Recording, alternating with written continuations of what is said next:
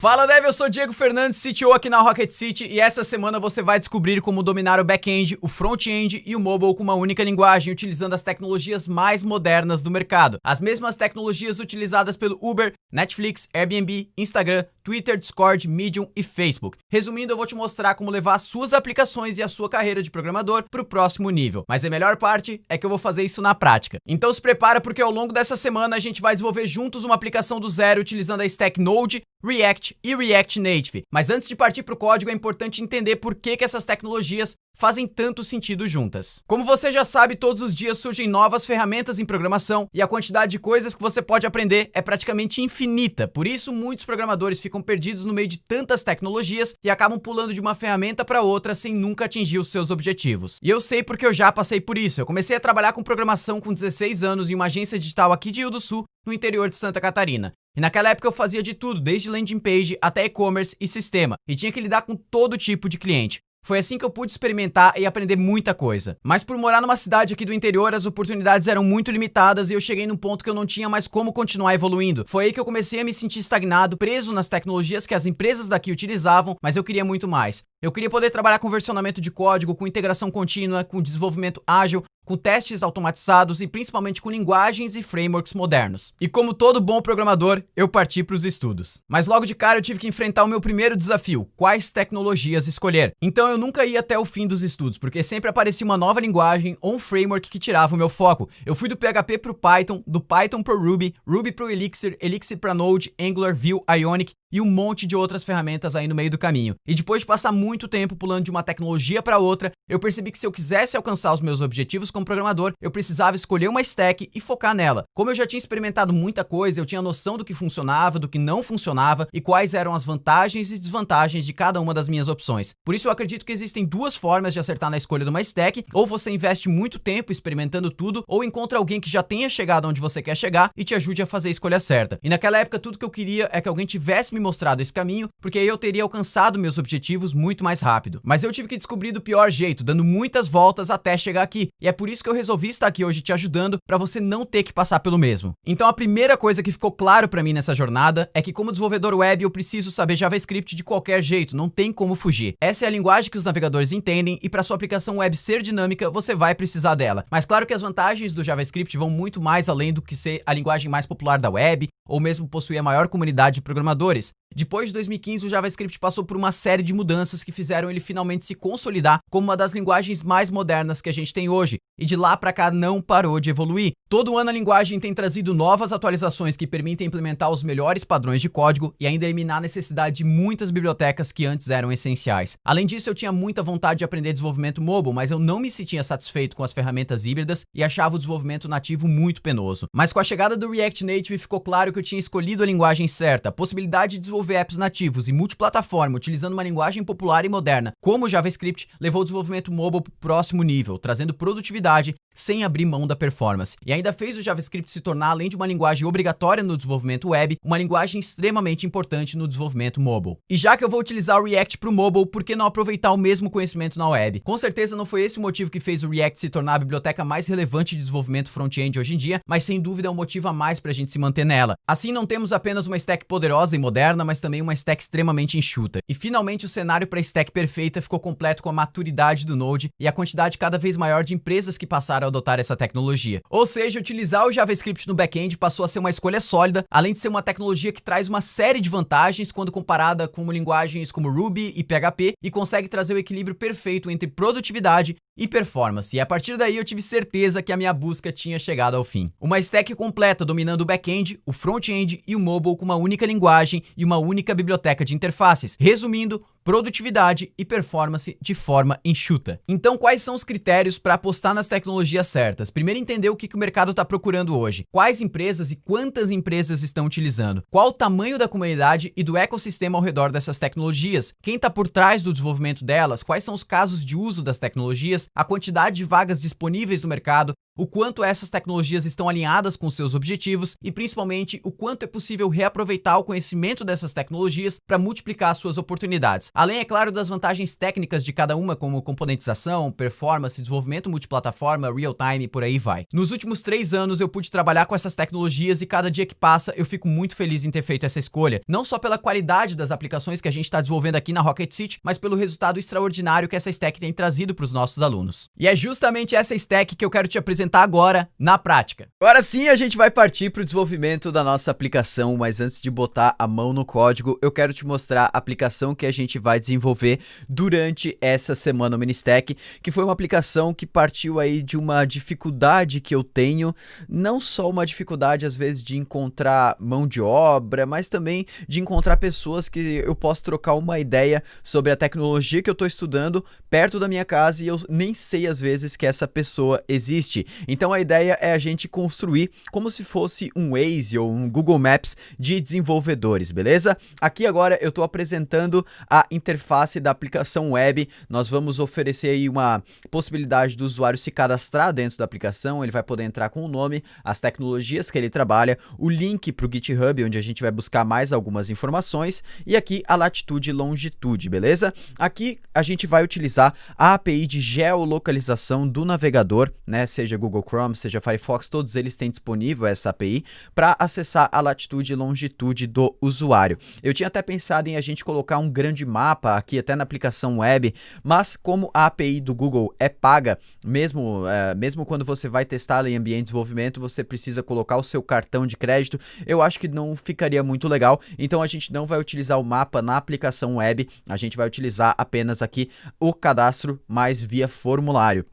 Depois do usuário cadastrar isso aqui, a gente vai adicionar ele na listagem de usuários. A aplicação web, ela não é muito para encontrar usuários que trabalham com tal tecnologia, é mais só para o cadastro desses usuários. Então eles vão usar a aplicação web para se cadastrar. Depois, quando a gente acessar o aplicativo mobile, aí sim nós teremos um mapa onde a gente vai poder buscar, né, um mapa de devs, onde a gente vai poder buscar os devs por tecnologia. Então aqui embaixo nós vamos digitar quais tecnologias, por exemplo, React.js, e ele vai listar, né, depois de clicar no botão, todos os usuários dentro de uma localização específica aqui que trabalham com aquela tecnologia, usuários perto de você. Por exemplo, isso aqui a gente também vai utilizar algumas features bem legais, que são as features de geolocalização, né? Então a gente vai usar mapas também. E aqui também uma das features mais bacanas que vai envolver essa aplicação, que eu acho que é um dos pontos chaves da aplicação, é que a gente vai aprender a lidar com a geolocalização um pouco mais a fundo. Então, como encontrar, por exemplo, a distância entre dois pontos de latitude e longitude,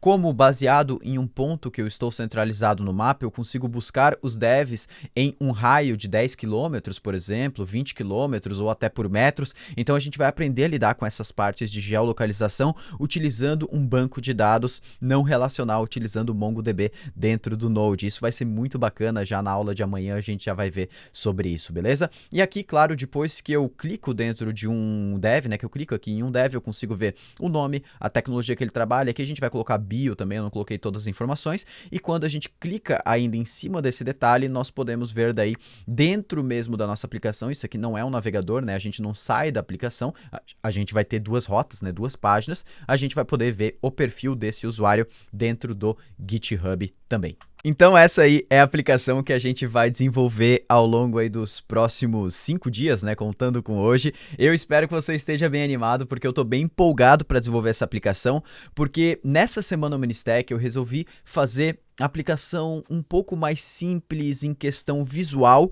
mas com muito mais regras de negócio, com muito mais conceitos aplicados por baixo dos panos, porque assim eu vou conseguir aplicar e explicar muito melhor alguns conceitos do Node, do React Native. Então a gente vai com um pouquinho mais de calma, entendendo cada um dos conceitos que funcionam por trás dessas tecnologias e como aplicar eles dentro dessa aplicação. Então tenho certeza aí que vai ser uma semana Ministack muito proveitosa para quem estiver assistindo aí junto comigo, tranquilo? Então, bora lá. Agora que a gente falou da parte da aplicação que a gente vai desenvolver, o próximo passo é configurar o nosso ambiente de desenvolvimento. O que é o ambiente de desenvolvimento? Basicamente, todas as dependências, todas as ferramentas que a gente precisa para construir essa aplicação, tanto no lado do back-end, né, que é a parte mais que o usuário não vê, aquela parte não visual, a parte onde vai ter as regras de negócio, acesso com banco de dados, que a gente pode colocar autenticação, regras de negócio. Então, essa parte a gente vai desenvolver utilizando o Node, né? Para isso a gente vai precisar instalar o Node. Dentro da parte web, a gente vai utilizar o React, então a gente vai falar sobre a instalação do React também. Não preciso muito mais do que o Node para instalar o React, mas a gente vai falar sobre isso também. E no mobile, a gente vai utilizar o React Native e uma outra ferramenta que é agregada aí junto com o React Native, chamado Expo, beleza? A gente vai falar sobre essa ferramenta também mais para frente. Mas vamos começar então com a instalação do Node. O Node, a gente vai utilizar ele tanto para aplicação back-end, quanto web, quanto mobile. O que o Node faz? O Node, né, o JavaScript, na verdade, ele basicamente, desde os seus primórdios, é a única linguagem que o nosso navegador consegue entender, a única linguagem de programação, né, pensando que HTML e CSS não são linguagens de programação diretamente. Então, o JavaScript, ele sempre rodou, né, sempre foi executado dentro do browser, dentro do navegador, aqui que a gente está utilizando. Depois de um bom tempo, a gente foi percebendo que o JavaScript poderia ser muito mais poderoso do que simplesmente lidar com o browser. E aí, um carinha chamado Ryan Dahl, faz um bom tempo já, ele pensou, cara, e se a gente conseguisse pegar o motor do Chrome, né? A gente chama a engine do Chrome, que se chama V8, que é o motor que consegue entender código JavaScript e prover um resultado, né? E fazer ele desacoplado do Node, fazer ele ser executado fora do browser, né? Fora do navegador. Então, foi aí que surgiu o Node.js, beleza? A partir desse momento, a gente consegue executar código JavaScript fora de um navegador. E aí a gente teve aí a possibilidade de criar o back-end, acessar banco de dados utilizando o JavaScript, o React, ele existe basicamente porque a gente tem o Node, mesmo ele rodando dentro do browser, tem várias coisas que precisam ser executadas fora do browser, né? O React Native também só existe por causa do Node e por aí vai. Então, o Node foi aí uma invenção muito bacana do Ryan e hoje é uma das linguagens, não dá para dizer que o Node é linguagem, né? O JavaScript é linguagem, mas o Node é uma das plataformas mais utilizadas por grandes, aí a gente já falou também na semana, PayPal, Netflix, Uber, pela arquitetura bem peculiar, bem legal que a gente tem dentro do Node, uma arquitetura mais distribuída. Então, beleza, aqui dentro agora, não falando tanto do Node, a gente vai ter que instalar o Node na nossa máquina. E aí, assim que você acessa o site do Node, né, nodejs.org, a gente vai ver que tem duas versões, né? No meu caso aqui 12.14.1, a sua não precisa ser a mesma que está escrito aqui, né? O Node atualiza bastante. E a gente tem a 13.6.0. O que é a diferença entre essas duas linguagens? Uma tem o LTS e a outra é a Current, beleza? A Current quer dizer que é a versão mais recente possível, mas não quer dizer que a versão mais recente é aquela que tem o melhor suporte, que ela está extremamente segura para a gente levar nossas aplicações para a produção. Então a gente vai utilizar sempre a versão LTS, Long Term Support, né? Um suporte a longo prazo. Então, a gente sempre utiliza a versão LTS. Então, agora, ao invés da gente simplesmente clicar aqui em cima, que a gente iria para aquele instalador do Node, onde a gente vai avançar e concluído no final, e a gente não sabe nem o que foi instalado, nós vamos instalar o Node de uma maneira um pouco diferente, né? Não só o Node, as outras ferramentas que a gente for usar a partir de agora para desenvolvimento, é sempre legal utilizar essa forma que eu vou mostrar aqui, e não só seguir o passo a passo de next, porque tu nem sabe depois como remover isso, como alterar a versão e por aí vai. Então, quando a gente clica aqui no botão Other Downloads, embaixo aqui da versão LTS e não da versão Current, a gente vai ter várias opções de instalação diferentes aqui do Node, né? Tanto para Windows, macOS e por aí vai. Mas aqui embaixo a gente vai selecionar essa opção Installing Node.js via Package Manager, né? Traduzindo, instalar o Node por um gerenciador de pacotes. O que é um gerenciador de pacotes? É uma ferramenta que ela serve para instalar remover ou até alterar versões de outras ferramentas dentro da nossa máquina.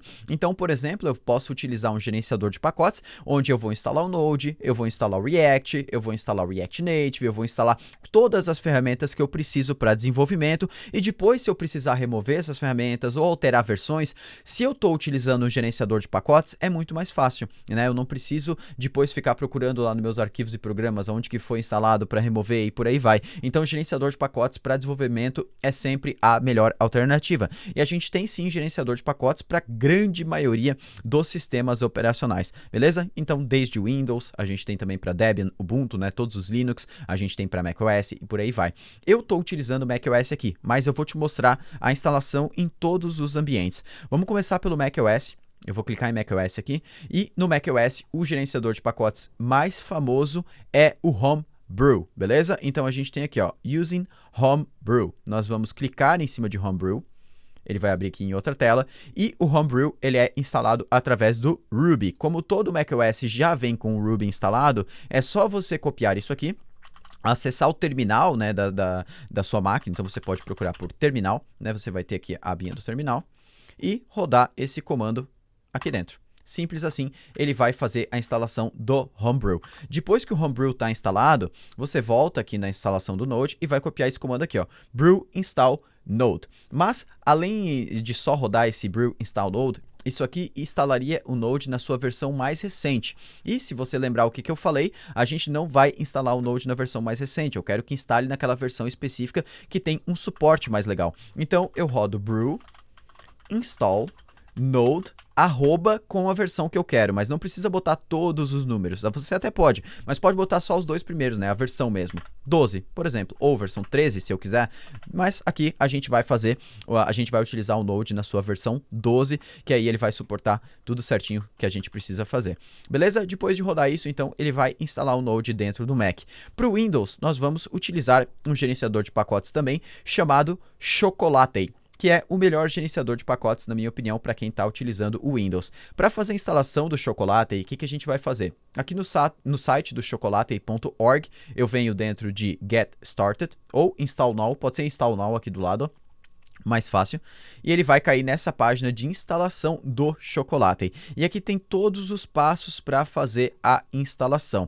E aqui uma coisa que é muito importante quando a gente estiver lendo esses passos é que a gente precisa rodar os comandos do Chocolate dentro de um terminal do Windows, né, dentro do Command Prompt, ou do PowerShell. O PowerShell é o mais legal da gente estar utilizando, já vou falar um pouquinho mais sobre ele, mas o que eu estou querendo dizer aqui é que precisamos ter administração, né? Poder administrativo. Então, quando a gente for executar lá o terminal, né? No Windows, geralmente a gente coloca o botão direito, vamos supor que aqui fosse o meu terminal. O terminal não está aqui dentro, mas vamos supor que isso aqui fosse o meu terminal. No Windows a gente clica com o botão direito e ele vai ter executar como administrador. Isso é muito importante dentro do Windows. Outra coisa que a gente tem, o que eu posso falar aqui do Windows. O Windows, ele tem desde do Windows Vista, ele tem um terminal, né, um command prompt um pouquinho mais aprimorado, que se chama PowerShell. Então, lá dentro, quando a gente clicar no iniciar do Windows, nós vamos digitar PowerShell, assim como está escrito aqui, e vai ter a versão administrador. Então, a gente vai abrir o PowerShell em modo administrativo. E aí sim, com o PowerShell, a gente vai executar esse comando que tem aqui embaixo, beleza? Na verdade, a gente vai executar o seguinte, get execution policy.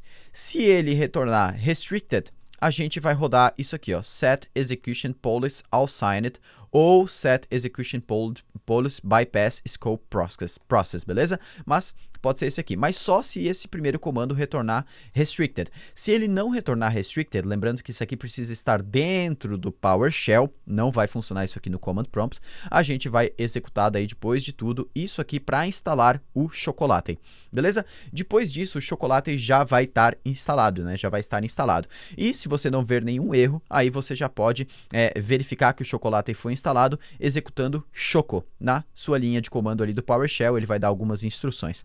Tranquilo? Mas depois de instalar o Chocolate, né, nesse passo a passo, o que a gente vai fazer? Vai rodar choco install ou sinst, né, que é a mesma coisa que choco install Node.js. Mas aqui a gente não vai simplesmente também executar só Node.js, porque eu quero selecionar uma versão específica. Então lá dentro do nosso PowerShell, imagine que isso aqui é o meu PowerShell, né, como se eu estivesse no Windows, eu vou executar choco install Node.js-LTS, porque eu quero instalar a versão Long Term Support. Isso aqui vai fazer a instalação do Node na sua versão 12. Beleza? Agora a gente reinicia o nosso terminal, né, o PowerShell, todo do zero e abre de novo. E aí, né, a gente vai estar com o Node instalado. Eu já vou mostrar como que a gente faz para fazer essa verificação. No Linux e no Ubuntu, aqui nas distribuições Linux, é o processo mais simples. A gente simplesmente clica aqui ó, em Debian Ubuntu Based. A gente vem em Official Node.js Binary Distributions. Clicamos aqui dentro e agora a gente vai procurar aqui embaixo a nossa versão. Então, deixa eu vir até aqui embaixo. Eu quero instalar a versão 12 do Node, né, que é a versão LTS. Lembra? Versão 12. Então, se eu tiver no Ubuntu, rodo esses dois comandos. Se eu tiver no Debian, como usuário root, rodo esses dois comandos e o Node já vai estar instalado. Então, a gente não precisa fazer nada mais do que isso, né? O Linux seria a forma mais fácil da gente fazer as instalações das nossas ferramentas.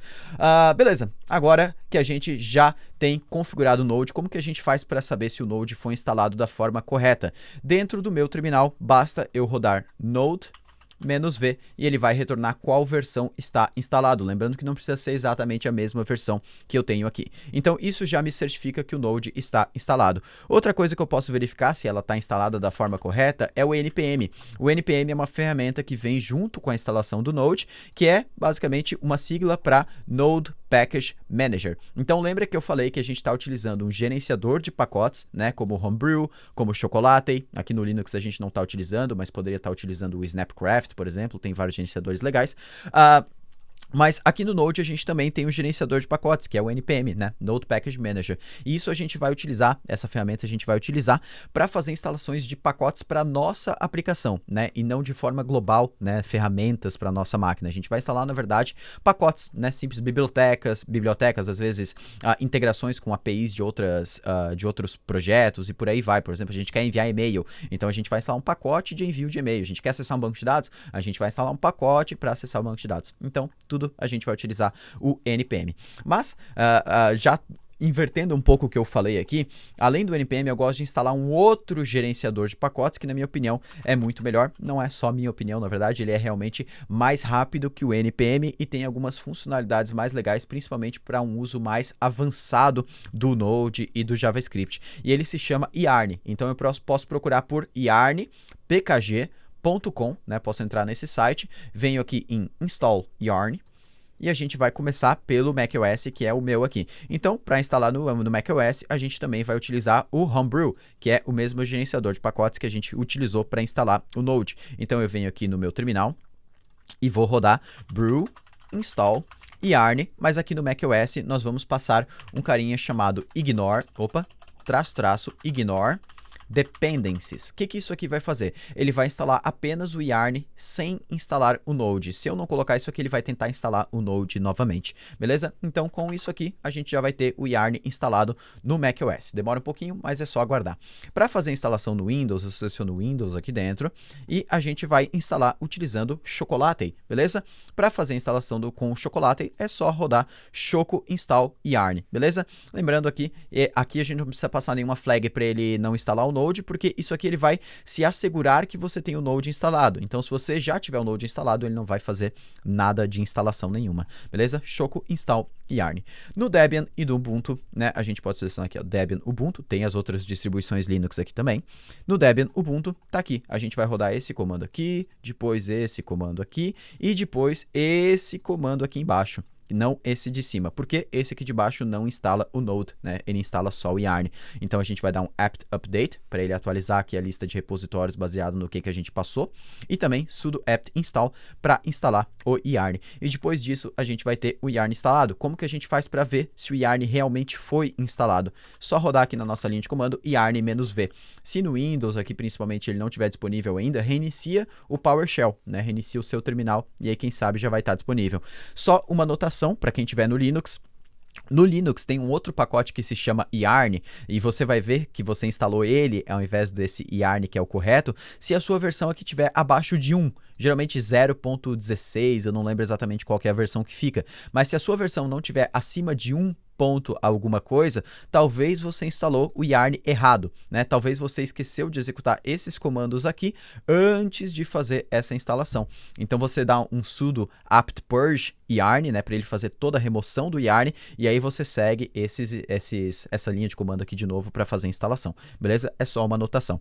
Agora que a gente já fez a instalação do Node, do NPM, do Yarn, a gente vai instalar o editor de código que a gente vai utilizar durante essa semana para fazer, né, para criar o código das nossas aplicações. Eu particularmente hoje não vejo nenhum outro editor melhor do que o Visual Studio Code. Para mim é o editor mais completo possível. Não confunda o Visual Studio Code com o Visual Studio apenas, que é um outro editor da Microsoft focado mais em C#, se não me engano, são aplicações aí que nativas, né, desktop. Então aqui o Visual Studio Code, a gente vem em Download e simplesmente vai fazer o download. Esse dá para instalar também via gerenciador de pacotes, então você consegue instalar ele via Homebrew, via Chocolate, mas aqui a gente pode fazer, como é um executável, a gente pode fazer a instalação da maneira mais simples possível, que é só clicar em Download, né? Tem Windows, Linux, macOS, por aí vai.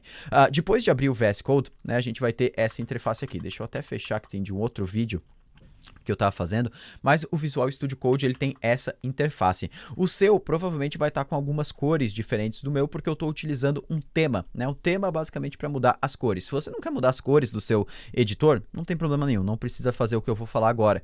Então, aqui do lado na esquerda, a gente vê que tem esses quadradinhos, que são as extensões que a gente pode instalar dentro do nosso editor. Então, eu vou procurar aqui por Drácula, que é o tema que eu estou utilizando. Então, o Drácula eu utilizo ele muito porque o Drácula está disponível para várias coisas. Então, você pode ver que, por exemplo, o meu terminal aqui no Mac, ele usa cores do Drácula. O meu editor está com cores do Drácula. Sério, até meu WhatsApp está com cores de Drácula. Então, assim, realmente eu sou meio fã. Então, assim, o Drácula é bem legal. Eu uso ele. Assim, depois que você clica em instalar, você pode vir aqui. Ele já vai dar a opção para setar esse tema. Mas se ele não der, você pode vir aqui em Set Color Theme e vai selecionar Drácula. Não o Drácula Soft, porque o Drácula Soft ele tem essas pastas aqui cinza, mas eu gosto que fica azul, né? Tudo azul. Além do Drácula, eu instalo também uma extensão chamada Material Icon Theme, beleza? Esse Material Icon Theme basicamente é uma extensão que adiciona ícones baseado na linguagem de cada arquivo. Então, quando eu for criar um arquivo HTML, ele vai adicionar um íconezinho do HTML5. Quando eu for criar um arquivo do tipo de configurações, ele tem aqui uma engrenagem. Quando for CSS, ele vai colocar essa logo e por aí vai. Então, aonde que ele vai colocar esses ícones? Aqui na listagem de arquivos, né? Se eu for criar, por exemplo, aqui um arquivo e vou salvar ele como teste.js, né? Que é um arquivo JavaScript, a gente vai ver aí, que ele botou o ícone de JavaScript ali do ladinho. Então eu gosto bastante de utilizar essa extensão. Então é basicamente isso que a gente precisa para iniciar o desenvolvimento aqui dentro do VS Code. Não precisamos mais nada além disso. Se você quiser saber mais configurações do meu ambiente de desenvolvimento, você pode procurar aí no Google, por exemplo, terminal Drácula Rocket City, que tem um tutorial como que eu faço para configurar o meu terminal aqui com todas essas cores do Drácula, mas isso aqui é tudo perfumaria, tá? Isso aqui é só realmente depois que você já está programando, que aí pode te ajudar, né? No começo não tem tanta necessidade de você fazer isso, se você está começando, usa o terminal da maneira que ele está mesmo, mas aqui tem todo o passo a passo para fazer essa configuração. E tem também outras coisas que eu uso do VS Code, então se você for lá no YouTube da Rocket City, eu vou procurar aqui, ó, VS Code Rocket City, talvez ele já ache o vídeo aqui, ó, configurando o VS Code para Node, React, React Native, que eu mostro algumas configurações a mais, caso você queira dar uma olhada também na parte do editor de código, né, do Visual Visual Studio Code. Beleza? Então agora a gente deixou o nosso ambiente totalmente pronto para começar o desenvolvimento da nossa aplicação. A gente está com o Node, NPM instalado, o Yarn, e a gente também deu uma passada aí sobre o design da aplicação que a gente vai estar desenvolvendo. Então essa aplicação vai ficar bem legal. Uma coisa que eu até esqueci de falar é que a gente vai também lidar com real-time, com atualizações em tempo real. Então aqui quando na web a gente adicionar um novo usuário, né, um novo dev, aqui dentro da listagem, dentro do mobile, esse dev vai aparecer de forma automática aqui dentro do mapa, mas a gente vai falar sobre isso mais pra frente. E agora um convite especial para quem está iniciando nesse mundo de desenvolvimento, nesse mundo da programação, até quem está iniciando com o JavaScript, que veio às vezes de outra linguagem, de outra área, do suporte, infra. A gente tem um conteúdo ao vivo hoje às 20 horas, onde eu e o Mike, o outro instrutor aqui da Rocket City, a gente formou um conteúdo muito legal para essa galera que está iniciando no desenvolvimento. A gente vai dar algumas dicas muito massas. Então fique ligado no seu e-mail, porque hoje às 20 horas, através do YouTube, né, ao vivo, a gente vai te dar algumas dicas super valiosas de como aproveitar mais esse início, pular alguns passos, o que você precisa prestar atenção, o que não precisa, te dando algumas dicas muito legais para você que está iniciando. Então é isso, se você já está curtindo a Semana OmniStack, o que a gente vai desenvolver, aqui embaixo tem o link para você acessar a comunidade exclusiva de dúvidas e também comentários aí sobre a semana. Então não deixa de entrar na comunidade,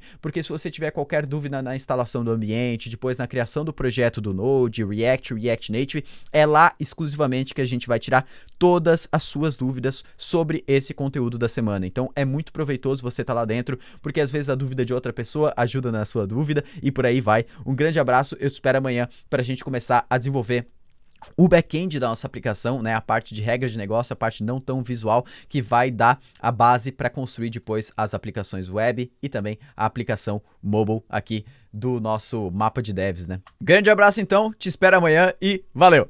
E segue a Rocket City lá no Instagram, porque a nossa conversa continua por lá. Abraço e até amanhã.